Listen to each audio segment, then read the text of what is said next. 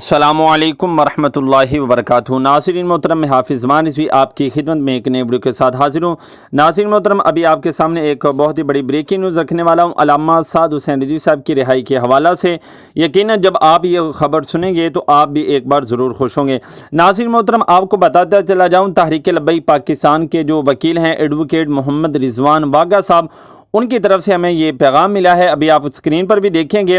ناظرین محترم، پیغام رکھنے سے پہلے گزارش ہے کہ چینل کو سبسکرائب کر لیں تاکہ اس طرح کی نیو اپڈیٹ آپ کو بر وقت ملتی رہے۔ ناظرین محترم، رضوان واگا صاحب انہوں نے ہمیں بتایا کہ آج جو ہے علامہ سعد حسین رضوی صاحب کی رہائی کا جو کیس تھا، اس حوالہ سے عدالت عالیہ میں سماعت ہوئی، اور جو لاہور ہائی کورٹ کے فاضل جسٹس طارق سلیم صاحب ہیں، وہ جب علامہ سعد حسین رضوی صاحب کو ان کا پتہ چلا کہ رہا نہیں ہوئے تو وہ اس بات پر شدید غصہ ہوئے، اور انہوں نے سپریڈنٹ جیل کوڈ لکھپت کو ذاتی حیثیت سے مورخہ 8 تاریخ کو جو ہے وہ طلب کیا۔ جی ہاں ناظرین محترم، علامہ سعد حسین رضوی صاحب کو رہائی نہ ملنے کی وجہ سے جن جسٹس صاحب نے ان کو رہائی کرنے کا آرڈر جاری کیا تھا، انہوں نے شدید غصہ کیا اور انہوں نے کہا کہ علامہ سعد حسین رضوی صاحب کو کیوں نہیں رہا کیا گیا۔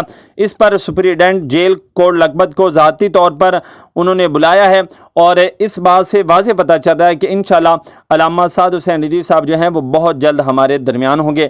ناظرین محترم، تمام دوست جو ہیں وہ دعاؤں کا سلسلہ جاری رکھیں۔ 8 کو انہوں نے بلایا ہے اور 9 تاریخ کو جو ہے وہ سپریم کورٹ کی جو ہے وہ میٹنگ ہونی ہے، جس میں علامہ سعد حسین رضوی صاحب کی جو رہائی ہے اس کے بارے میں بحث ہوگی، اور جو 1 ماہ نظر بندی بڑھانے کے لیے نوٹیفیکیشن جاری ہوا ہے اس حوالہ سے بحث ہوگی۔